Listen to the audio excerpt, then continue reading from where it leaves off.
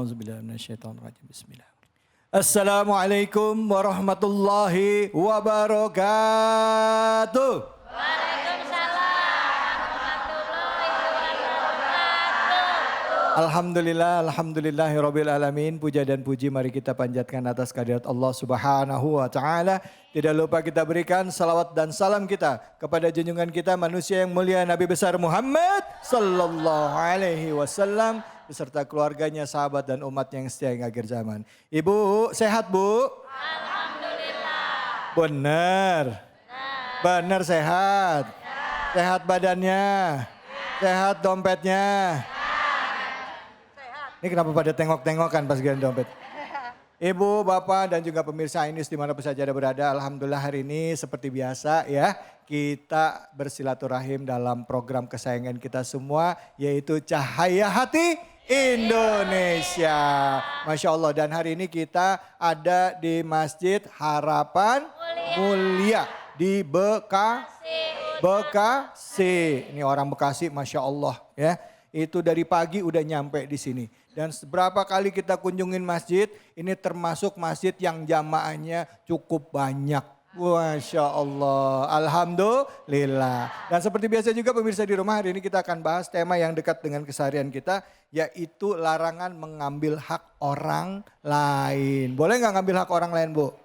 Ah, boleh. Nah, untuk membahas ini kita akan mengkajinya dari Al-Quran. Nanti kita akan bedah ayat-ayat yang ada dalam Al-Quran. Tidak hanya terjemah tapi juga kajian tafsirnya. Bersama dengan guru-guru kita yang sudah hadir bersama-sama dengan kita. Yang pertama izinkan saya mengucapkan salam takzim dan hormat saya untuk Al-Mukarram Ustadz Zaki Mirza. Assalamualaikum warahmatullahi wabarakatuh Ustadz. Waalaikumsalam warahmatullahi wabarakatuh. Masya Allah, ini masih bawa sorga Bu.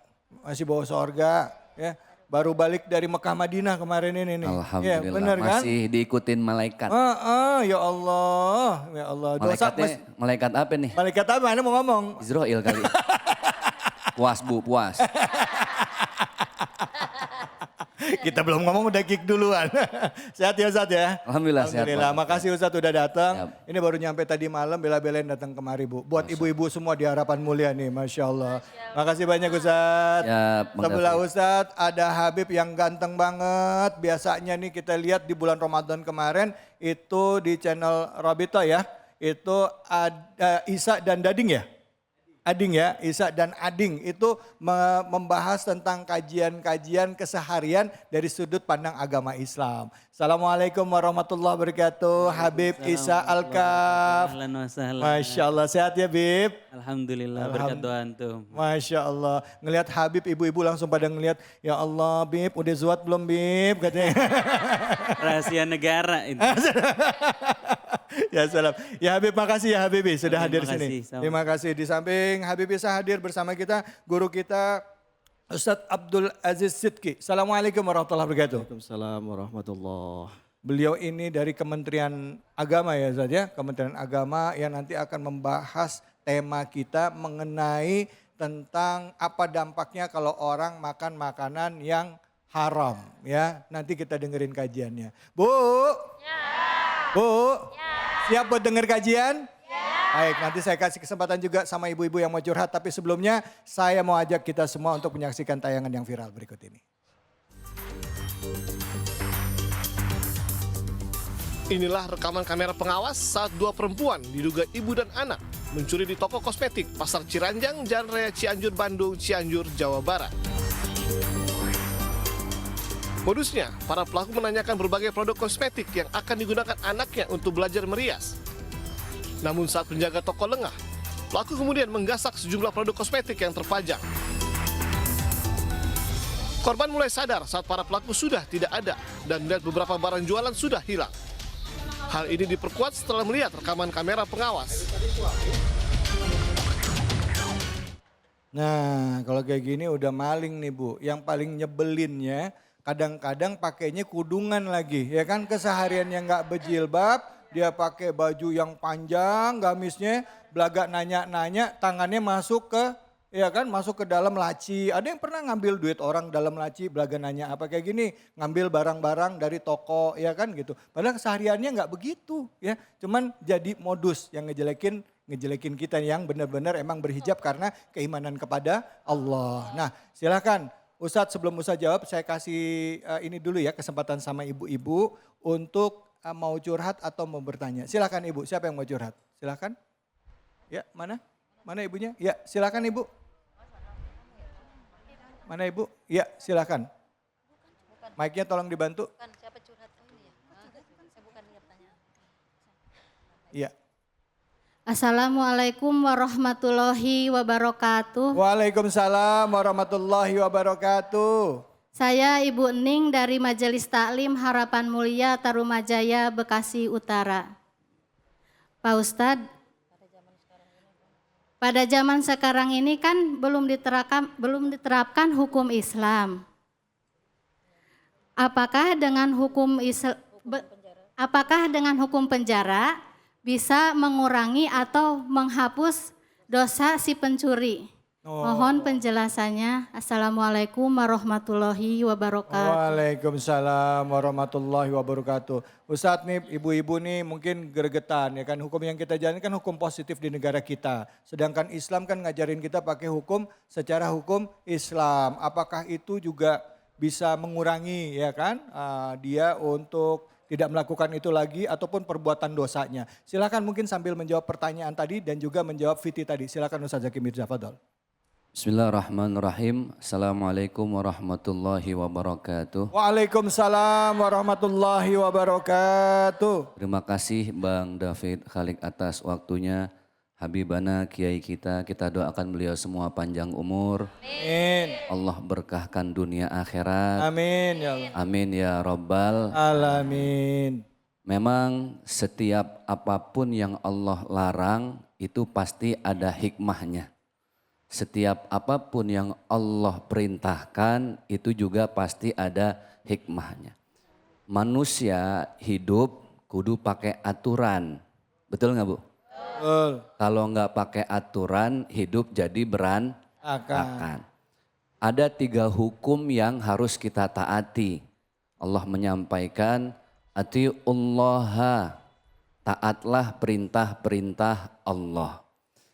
Yang kedua, wa atiur rasul, ikutilah sunnah-sunnah baginda Rasulullah sallallahu alaihi wasallam. Yang ketiga, jangan lupa wa ulil amri minkum. Ada aturan pemerintah yang kudu kita taatin. Betul, Indonesia nih emang peraturannya bukan peraturan syariat Islam. Tapi sebagaimana memang perintah Allah tadi, wajib hukumnya untuk mentaati undang-undang dan aturan pemerintah. Pasti ada manfaatnya. Cuman kita ini kadang bukan karena kesadaran, tapi karena takut sama aparat tertentu. Betul nggak Bu? Contoh, ada orang nih anak muda naik motor, nggak pakai helm. Di lampu merah dipegat sama polisi. Mana STNK? Dikasih. Mana SIM? Dikasih. Ditanya, kenapa bang kok lampu merah udah nggak berhenti, nggak pakai helm? Jawabannya apa? Saya nggak tahu ada bapak. Nah, kalau saya tahu ada bapak saya berhenti. Berarti kesadarannya bukan karena menjaga keselamatan diri, tapi karena takut sama Bapak polisi. Ibu-ibu juga begitu, kesadaran hukumnya masih parah. Kenapa? Ini makhluk satu-satunya di atas dunia yang model begini nih nggak ada saingannya. Kenapa? Ngeri dah kalau ini udah naik motor metik ngalah aja dah. Iya, kenapa Ustaz? Sen kanan belok. Kiri. Hukum itu kita taati sebenarnya buat kepentingan kita sendiri Bu. Bukan buat orang lain. Pertanyaannya tadi, izin ya Habib Kiai, bagaimana kalau di penjara? Kan memang itu aturan dan resiko, konsekuensi yang harus kita jalani supaya manusia sadar. Manusia itu kan beragam Bu, sama kayak bocah. Ada yang tibang dipelototin udah sadar, ibu punya anak, kita larang nih, lu jangan minum es ya. Kenapa? Ntar pilek. Ada bocah yang baru kita bilang, langsung gak berani. Betul gak? Betul. Ada yang mata kita kudu keluar dulu. Ya. Nah baru dia sadar. Ya. Ada yang kudu angkat tangan dulu. Nah baru.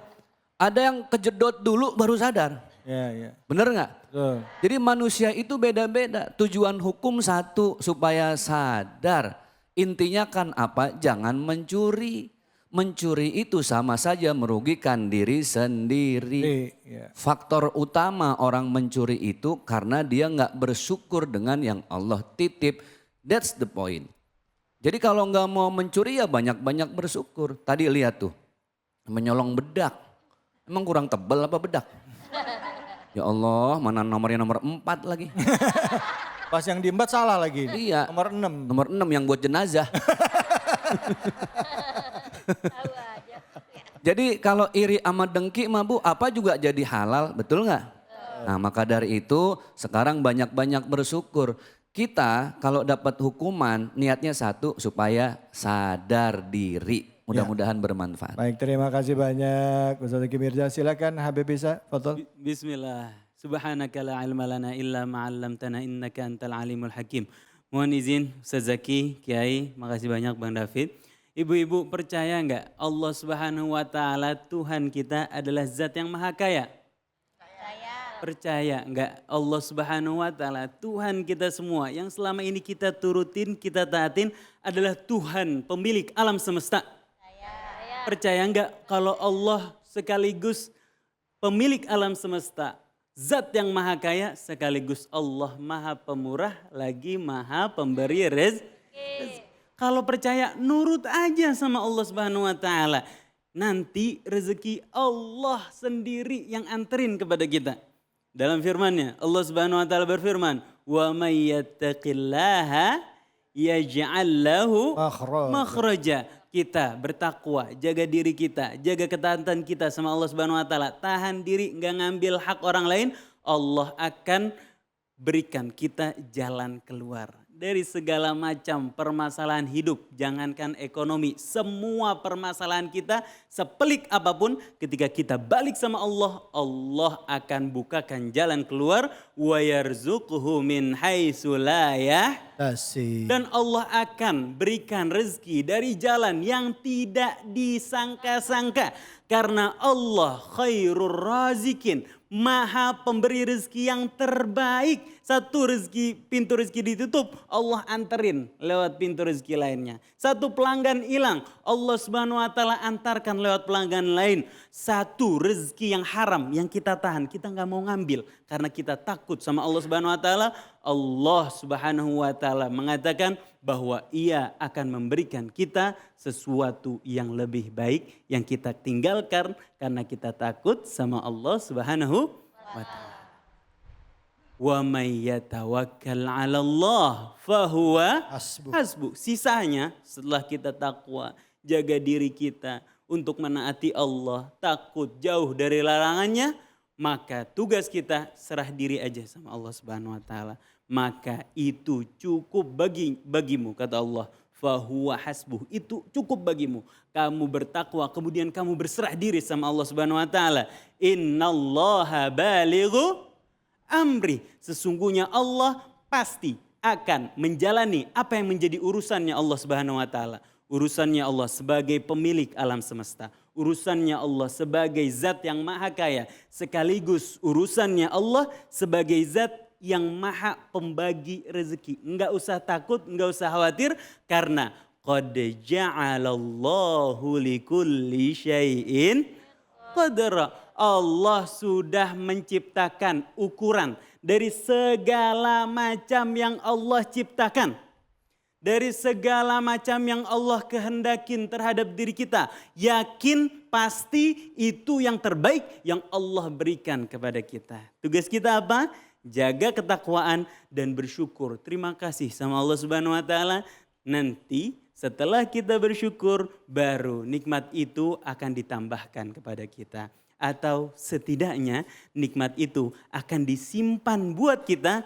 Allah ganti nanti di hari kiamat saat semuanya menjadi kekal. Nikmat itu akan datang dalam bentuk yang kekal. Kalau nikmat datang semuanya di dunia, kita nikmatin sebentar. Harta kita banyak luar biasa bejibun. Yang kita nikmatin sesuap, dua suap, nasi. Masya Allah. Wallahu a'lam bishawab. Tafadhal Kiai. Masya Allah, terima kasih banyak Ustaz, silakan. Baik, Ustaz Abdul Aziz. Bismillahirrahmanirrahim. Assalamualaikum warahmatullahi wabarakatuh. Waalaikumsalam warahmatullahi wabarakatuh. Terkait dengan tadi pertanyaan dari Ibu dan juga melihat video ya tadi itu, memang betul kata Ustadz Mirza, kata Habib Isa, bahwa memang yang pertama terkait dengan hukum ya. Betul kita harus taat terhadap ulil amri. Dan memang Indonesia ini tidak menganut kepada satu hukum tertentu, hukum Islam khususnya.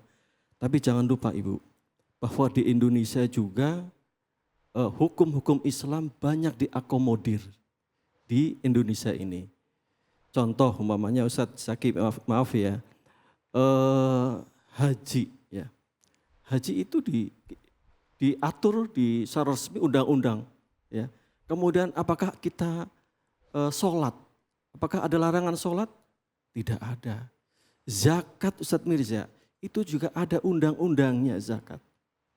Jadi memang betul kata Ustadz Mirza tadi bahwa walaupun Indonesia tidak menetapkan satu hukum Islam sebagai khususnya di ini, tapi di yang lain hampir semuanya itu diakomodir di negara Indonesia. Ya. Jadi saya kira terkait dengan hukuman ya, penjara, itu adalah salah satu dari upaya pemerintah dimanapun itu supaya pelaku itu jerah, efek jerah. Makanya ada penjara mungkin macam-macam itu ya. Nah itu adalah kita lihat dari sisi itunya Bu. Ya. Ya kita lihat dari sisi penjaranya itu. Ya. Walaupun Ustadz secara Islam kan ada hukum kisos ya. Kalau orang mencuri itu katanya tangannya kan harus dipotong. Nah tetapi harus lewat proses pengadilan. Dan ditanya kenapa dia mencurinya dan lain sebagainya. Nah Betul. itu kan seolah-olah buat kita orang awam kadang-kala pertama suka dipelintir. Atau juga kedua kita ngerasa bener gak sih kalau caranya kayak gini secara Islam hukum negara ini bertentangan gak sih? Gitu loh Ustadz. Gitu.